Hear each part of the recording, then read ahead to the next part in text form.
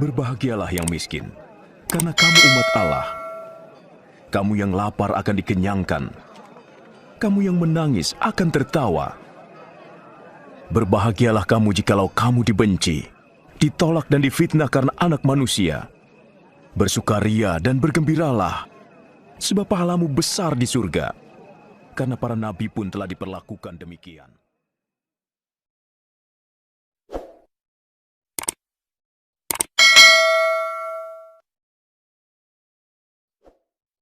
Ada apa ini? Ya, padahal orang Semedi kan khusus, ya, tidak boleh terganggu. Tapi karena itu hal yang aneh, saya agak terganggu. Ada apa ya? Terus saya mulai semedi lagi. Dan itu angin tuh bertebaran di kamar saya itu keliling begitu. Saya berusaha menenangkan diri. Kemudian tidak lama itu ada petir. Ya, petir. Petir itu dari atas nyamber itu sampai saya ketakutan. Saya tutup telinga saya begini. Tutup telinga saya itu. Saya tenangkan gitu.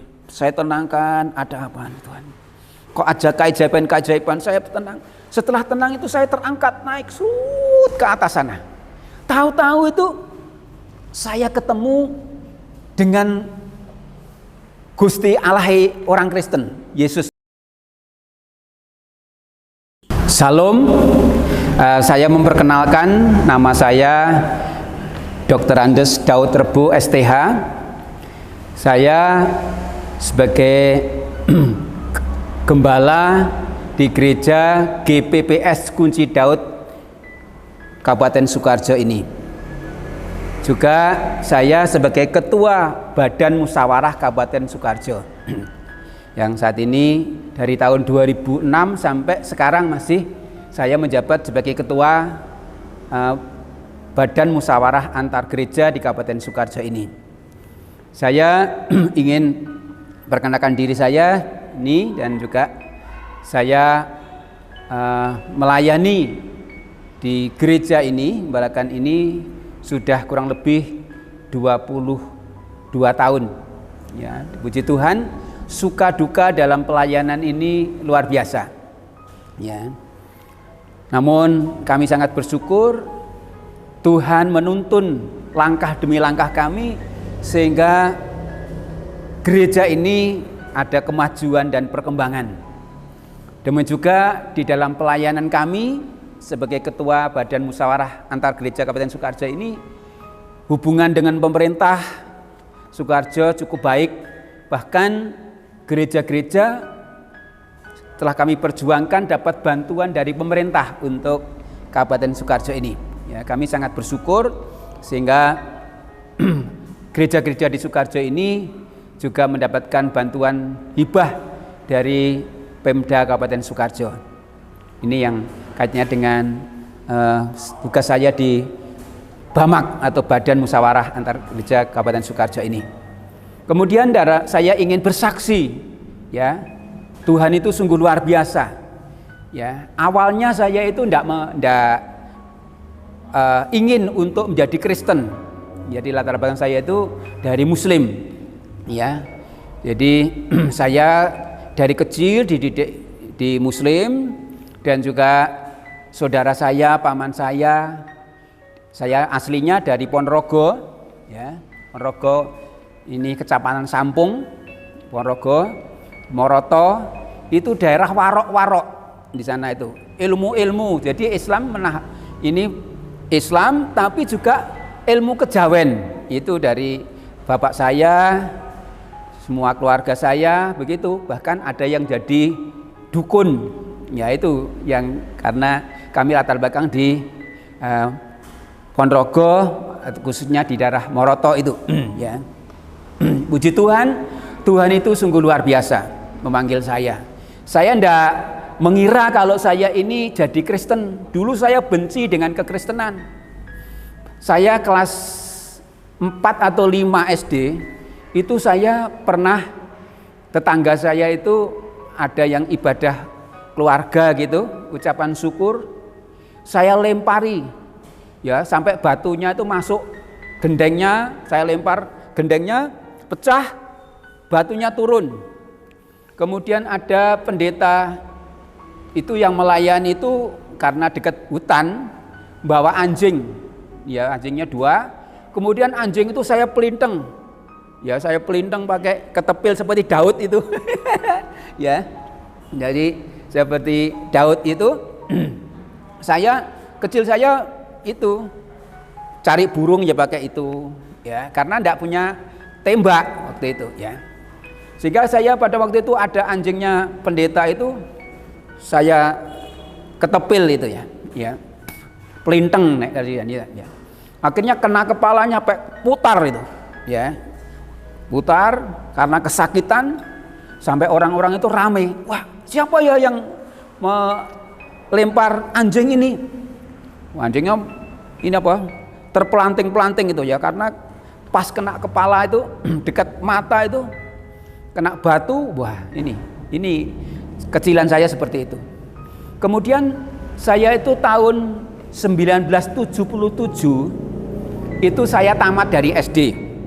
Ya, dari SD saya pengen sekolah ke kota waktu itu, ya. Lah, ayah saya itu meninggal, saya masih usia 3 tahun. Waktu itu adik saya juga masih kecil, baru lahir. Ayah saya sudah meninggal. Ya, kemudian saya ingin sekolah. Ya, pada waktu itu ingat saya itu Menteri Pendidikan itu Daud Yusuf, ya. Kemudian merubah tahun ajaran itu, dulu itu kan tahun ajaran Januari, diubah menjadi Juli, ya. Itu tahun 1977. Lah, waktu itu saya baru selesai tamat SD.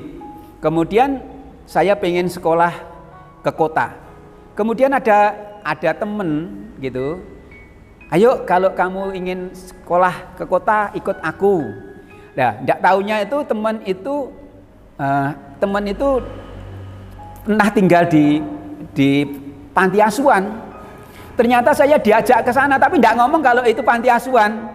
Ya, ngomongnya ayo ikut nanti disekolahkan. Nah, ya, saya ikut aja pada waktu itu, ya. Itu panti asuhan, namanya Panti Asuhan Pancaran Kasih. Tempatnya itu di Caruban Madiun, ya, Caruban Madiun, ya. Kemudian saya ke sana, tahun ajaran itu mundur, biasanya itu Januari, ya. Nah, biasanya Januari diundur Juli tahun ajaran barunya. Jadi ingat pada itu saya sekolah mendaftar mundur. Kemudian saya diambil anak angkat oleh Bapak Pendeta yang punya panti asuhan itu. Kemudian saya tinggal dengan beliau dalam rumahnya menjaga anak-anaknya. Dia punya anak 4, 3 laki-laki, yang 1 perempuan. Ya, itu pimpinan panti asuhan itu namanya Pak Pendeta Simon Petrus 2 BPA. Dari ceritanya, kesaksiannya, beliau itu dulunya pernah memimpin bajak laut. Jadi pemimpin bajak laut tapi bertobat. Ya, akhirnya bertobat jadi pendeta. Terus merintis yayasan panti asuhan namanya Pancaran Kasih itu. Saya di situ, saya diambil anak angkat. Kemudian saya tinggal dengan beliau, ya. Saya bekerja dengan beliau, ya, saya ikut terus bekerja, ya. Disuruh apa saja saya ikuti, ya. Dan puji Tuhan, pada waktu itu saya kecil itu tidak pernah jadi Kristen, dengan Kristen benci, tapi saya sekarang kok ikut dengan orang Kristen, gitu, ikut dengan orang Kristen. Nah, saya pada waktu itu pertama-tama tuh saya masih sembahyang, sholat, ya, seperti biasanya saya puasa, kemudian malam itu tahajud, gitu ya, seperti yang saya lakukan waktu masih Muslim. Saya masih tapi ini Pak Pendeta saya itu dibiarkan aja. Lama-lama saya ikut sekolah minggu itu waktu itu, ya, sekolah minggu, tapi sudah agak besar saya. Ya, ikut itu. Terus saya sekolah di SMP. Nah, saya di SMP itu kelas 2 mau naik kelas 3. Ya, kelas 2 naik kelas 3 itu guru saya tahu bahwa saya itu latar belakang dari muslim. Akhirnya berusaha untuk dijadikan muslim saya. Ya, kamu ikut saya, tak ragati. Ya, namanya Pak Somad waktu itu, ya, Pak Somad. Tapi saya matur dengan bapak angkat saya itu, enggak usah. Kamu ikut di sini saja. Ya, sekolahkan. Ya. Dipengaruhi saya di sekolah itu. Dan pada waktu itu yang Kristen di kelas saya itu hanya 2 orang. Ya. Saya yang jadi Kristen baru dengan teman saya. Ya, ini. Saya sering diolok-olok, saya pelajaran agama itu diolok-olok. Ya. Kemudian saya keluar enggak boleh. Saya ikut tapi seringkali diolok-olok. Ya. Tapi memang ikut Tuhan itu memang harus perjuangan seperti itu. Kemudian satu saat saya sudah kelas 3. Ada guru saya yang muslim itu ngolok-ngolok saya. Saya sempat marah. Mejanya tak gedor semua. Ya. Dan ternyata pada waktu itu guru saya itu namanya Pak Dul Karim. Saya marah. Diam, saya suruh diam. Waktu dia ngajar, saya berani waktu itu. Enggak tahu kok saya kok langsung ada seperti pimpinan Roh Kudus gitu. Saya stop guru ngajar. Berhenti, kalau tidak berhenti tak laporkan kepala sekolah, langsung berhenti. Ya Pak Abdul Karim ini untuk ngolok-ngolok saya. Ya waktu itu. Ini luar biasa, ini pengalaman saya. Dan saya pada waktu ingat Pak Abdul Karim mengatakan gini, kamu besok naik haji, melihat watu gantung tanpa cantel. Jadi watu sekan ngambang gitu ya, Ka'bah itu. Ternyata setelah sekarang dilihat, ternyata bohong guru itu. Ya enggak mungkin ngambang. Ternyata itu bahkan setelah saya tahu bahwa kebohongan yang pengajar itu terlihat dari situ. Benar ini saya ingat terus ya. Karena saya heran, watu gantung segede ini sakmono, Ka'bah itu kok gantung tanpa cantel. Saya gumun.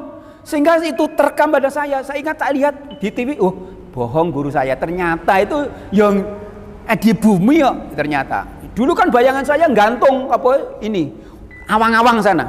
Ya, ini ya yang pernah saya terima dari guru saya.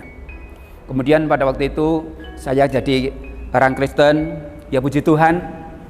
Meskipun dipengaruhi saya, ya, tapi saya tetap kuat, ya puji Tuhan itu. Ya. Kemudian saya dari SMP nerusnya sekolah ke STM waktu itu.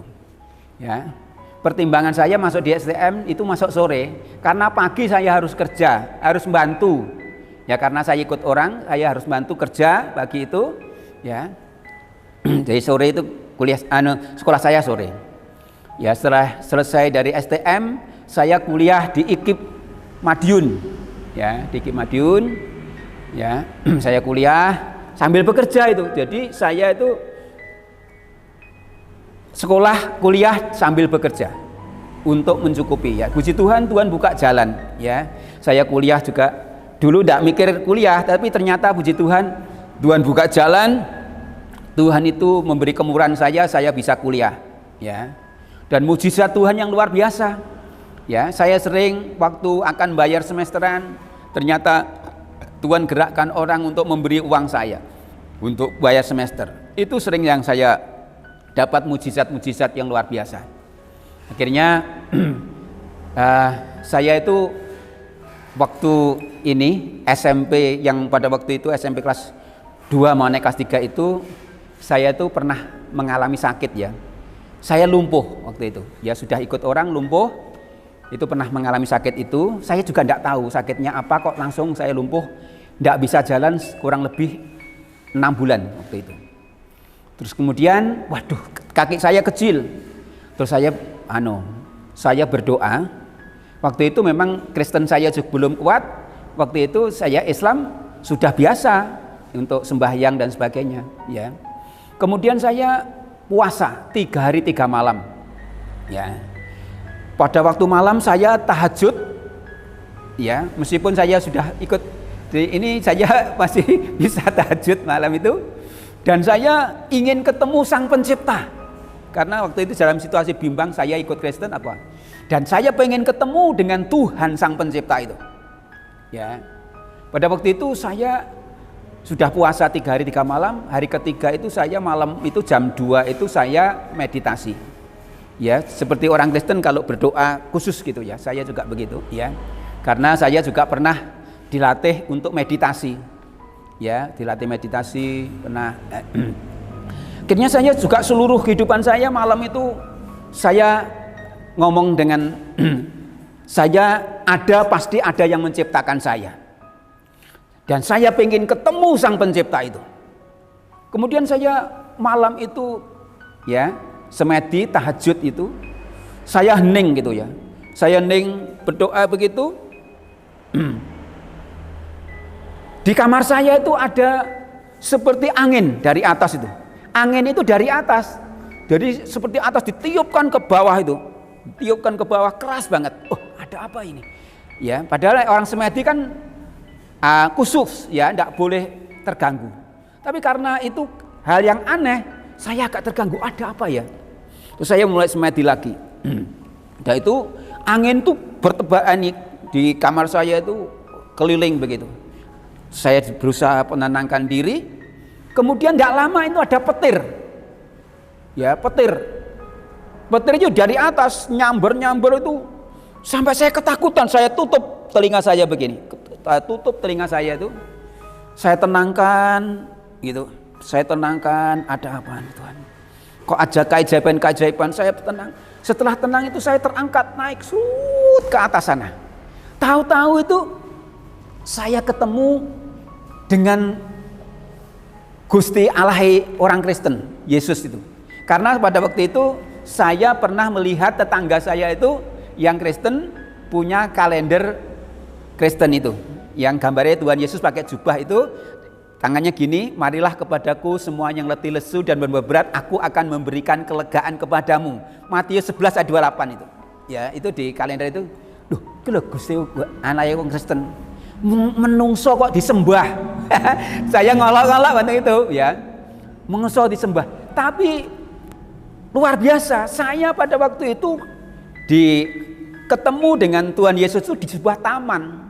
Dan taman itu indah. Lebih indah dari Taman Teletubbies. Ya, Taman Teletubbies kan bagus. Tapi lebih indah dari itu. Wah, luar biasa. Dan pada waktu itu saya di bawah ya, Tuhan Yesus itu saya ngertinya Tuhan Yesus itu karena dari kalender itu, ya. Kalau Gusti Yesus itu Gustinya wong Kristen itu, ya, di situ. Dan pada waktu saya lihat itu sama dengan kalender itu, gambar di kalender persis, ya. Saya sampai heran loh. Saya pertama kali melihat gambar Yesus itu di kalender, tapi kok ini persis. Maka saya tahu bahwa kalender kan banyak gambar ya. Ya, ada yang mancung, ada yang tidak, ada yang tua, tapi saya pada waktu itu tahu persis. Oh, Yesus yang saya temui begini itu. Kalender itu ada yang beda, ada yang hampir sama. Ya, itu yang pengalaman saya. Dan Tuhan katakan, kamu akan kupakai.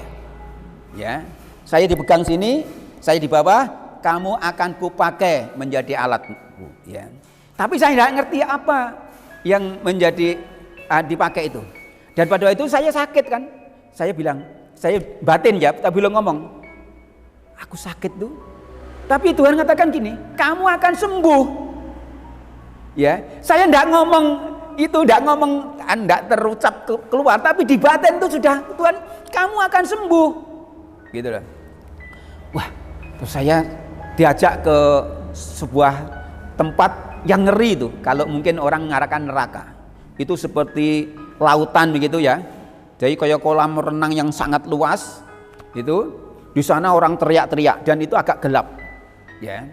Dan seperti ada uap begitu mendidih airnya itu. Tapi tidak lihat apinya, tapi pendidihannya itu ada, ya, saya lihat. Dan Tuhan katakan, lihat mereka seperti itu. Menderita. Ya. Terus saya mau lihat itu rasanya enggak sampai hati ya. Karena penderitaan orang berteriak-teriak luar biasa itu. Ya. Kemudian saya diajak ke sebuah ruangan yang sangat luas dan semua orang berpakaian putih. Ya mungkin itu gambaran surga. Kalau di kitab Wahyu kan memang surga itu orang-orang berpakaian putih kan ada di situ ya. Saya seperti itu. Tapi saya tidak boleh masuk. Saya hanya disuruh lihat di depan pintu dan tangan saya dipegang oleh Tuhan Yesus itu, ya.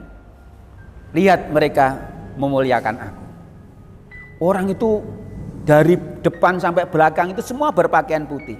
Ada yang duduk, ada yang berdiri. Yang berdiri itu mungkin melayani ya. Ya, jadi seperti melayani begitu, ya.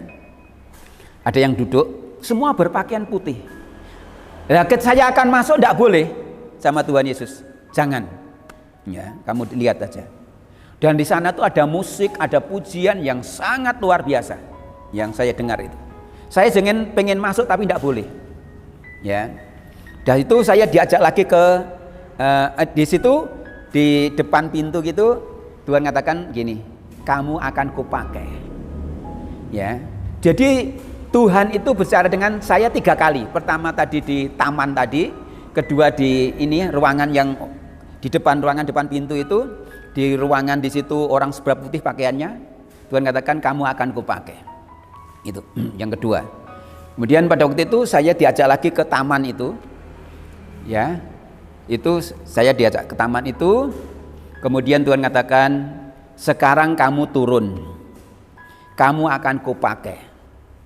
Ya, menjadi alatku. Aku tidak ngerti apa yang dimaksud dengan dipakai Tuhan menjadi alat Tuhan. Ya, itu ya, yang saya alami. Saya tidak ingin menjadi orang Kristen, tidak punya cita-cita. Apalagi jadi pendeta. Itu bukan cita-cita saya. Ya, saya dulu ditawari sama bapak angkat saya itu, kamu sudah ditemui Tuhan Yesus, kamu sekolah teologi ya? Enggak, Pak. Ya. Saya pengen sekolah umum aja, pengen jadi guru, ya kata gitu. Jadi saya kan sekolah di IKIP. Tapi saya sering mendengar suara Tuhan, ya. Saya sering mendengar suara Tuhan. Saya dengar, kadang saya lihat seperti TV begitu ya. Saya lihat ini, itu yang Tuhan sering nyatakan kepada saya. Ya. Pada waktu itu Tuhan itu sungguh luar biasa, ya. Waktu saya sudah kuliah di Madiun itu, ya, waktu Tuhan katakan saya sudah semester 8 ya itu, sudah hampir selesai. Tuhan katakan kamu harus melayani aku. Saya bingung pada waktu itu. Ya, saya cita-cita jadi pendeta. Tapi saya karena sering suara itu kepada saya bilang gini, Tuhan, saya ingin mujizat Tuhan terjadi dalam hidup saya. Akhirnya Tuhan menguji dengan mujizat. Ya, saya pada waktu itu doakan orang-orang gila di jalan. Pada zaman nalo loto ya. Jadi edan nomor orang-orang. Tak doa nih orang gila di jalan itu langsung sembuh. Saya bingung. Loh, terus kemana ya orang sudah sembuh? Ya, pernah tak mandikan, tak pakai pakaian, tapi ditampung di mana? Aku bingung. Takkan suruh pulang. Ya, jadi beberapa orang saya tangani yang sejak rumahnya saya serahkan kepada keluarga. Ya. Itu saya cinta mula-mula saya Tuhan menyatakan kepada saya dengan mujizat itu, sehingga saya pada waktu golek orang edan-edan di jalan. Padahal dulu saya takut dengan orang gila. Saya tidak takut, ya. Jadi orang gila itu langsung tak doakan, tak mandikan yang laki-laki, tapi perempuan saya tidak karena perempuan harus ada teman yang perempuan. Saya sering menangani laki-laki, ya, tak mandikan, tak cukur, ya, ini, ya. Jadi itu yang pernah saya alami. Tuhan itu sungguh luar biasa, ya, menyatakan saya minta mujizat ya dijauh dengan mujizat, ya. Pernah satu saat itu saya makan tidak punya lauk. Tuhan, aku pengen lauk. Tahu-tahu di dapur saya itu ada lauk, siapa yang bawa tidak ngerti. Ini yang saya ini Tuhan nyatakan luar biasa. Ini dari mana saya tidak ngerti, tapi itu ada, sudah tak makan aja. Ini berkat Tuhan, ya. Sampai Tuhan menyatakan dengan banyak cara, ya. Untuk saya supaya pengen bisa jadi hamba Tuhan. Saya dulu juga sudah ngajar di SMK Katolik di Caruban, di Madiun, ya, ngajar di SMK Katolik. Itu. Kemudian sambil melayani saya juga sudah, ya. Kemudian saya pernah sekolah di sekolah di SETAS, sekolah Alkitab, sekolah tinggi Alkitab Surabaya. Ya, di situ Akhirnya saya selesai dari IKIP, saya sekolah lagi di sana, kemudian kembali ke pelayanan, dan Tuhan itu menyatakan luar biasa. Pernah saya nangani orang disantet, ya Tuhan itu menyatakan ini loh yang nyantet orangnya, tahu saya. Karena saya lihat seperti di TV, jadi saya sama dengan lihat di TV, ya dukunnya ini, ya, pada waktu itu dukunnya perempuan, tangannya potol-potol karena kena kusta. Dukunnya itu tambah potol-potol tangannya. Loh, kok gini? Tak cek, bener ternyata. Ya, dukun itu, ya. Itu yang pernah saya alami seperti itu. Kemudian saya doakan banyak orang, ya. Pernah ada orang gila sudah dipasung di daerah perbatasan Ngawi dengan Caruban. Namanya Dilan. Saya suruh lepas, langsung dilepas sembuh. Sampai orang-orang bingung, loh Pak, nanti gimana Dilan ngamuk, gak warit? Nggak, sudah sembuh. Ya, akhirnya saya doakan sembuh Dilan itu. Ya, padahal sudah akan dibunuh karena ngamuan Dilan itu namanya. Ya, dan puji Tuhan, Tuhan itu nyatakan dengan luar biasa. Saya pernah doakan juga orang lumpuh. Ya, itu saya suruh jalan-jalan di Ponorogo, lumpuh itu. Saya suruh jalan-jalan, saya kok hebat nama Yesus. Saya semakin berani untuk bersaksi mendoakan orang-orang. Ya, di daerah sini setelah saya di Sukarjo ini juga orang yang di toko Alfamart sebelah Alfamart itu juga ada orang lumpuh. Saya doakan langsung saya jalan, ya langsung jalan sampai orang-orang bingung. Loh, nanti gimana Pak Daud jatuh? Enggak, ya dalam nama Yesus jalan. Itu mujizat Tuhan. Ya, jadi saya sangat bersyukur dalam pelayanan ini pun juga Tuhan menyertai dengan banyak mujizat, ya. Saya mendoakan orang yang di sekitar sini, ada langganan besi saya namanya Pak Suyudi, itu juga komplikasi. Tak doani 3 kali mengalami mujizat. Ya, ada orang Katolik yang dekat sini juga ya stres, ya. 3 tahun enggak bisa tidur. Saya doani akhirnya sembuh total. Ya. Dan ada orang yang muslim juga, ya, dirasuk roh jahat. Saya doakan insya Allah lepas roh jahat itu, ya. Bahkan pernah ke tempat ini, ya, orang muslim yang pakai jilbab datang sakit, ya. Saya doakan dalam nama Yesus, orang itu pulang sudah sehat. Ini mujizat Tuhan luar biasa, ya. Di sini yang dekat di Polres sini kan ada pegawai namanya Pak Bu Tri Supatmi. Ya, itu disantet karena rebutan warisan. Kesini saya doakan 3 tahun itu enggak bisa apa-apa. Kesini saya doakan pulang sudah sehat. Luar biasa, ya. Itu mujizat-mujizat Tuhan yang sungguh luar biasa menyertai dalam pelayanan kami. Terlebih saya sangat bersyukur dalam dulu gereja ini kecil, sekarang ya puji Tuhan sudah lantai 3. Dulu kecil gereja ini, ya. Pada waktu awal saya datang ini di sini dulu mertua yang melayani kecil, sekarang puji Tuhan ini sudah bisa membangun 3 lantai, ya. Lantai 1, 2 untuk gereja, lantai 3 itu untuk menara doa rencana, ya. Puji Tuhan, Tuhan menyatakan dengan mujizat.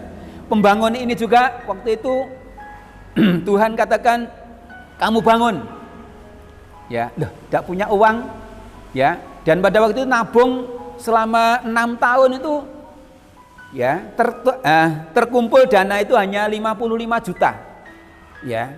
Akhirnya Tuhan suruh mulai, tak mulai saja. Seperti orang gila, jemaat-jemaat ada bingung, Pak Daud mau bangunin duit segitu gimana? Nggih, pondasi saja kurang, ya. Pondasinya berapa? Pondasi sudah habis, ya. Tapi saya percaya Tuhan akan menyatakan dengan luar biasa. Akhirnya pembangunan ini, puji Tuhan, ya bisa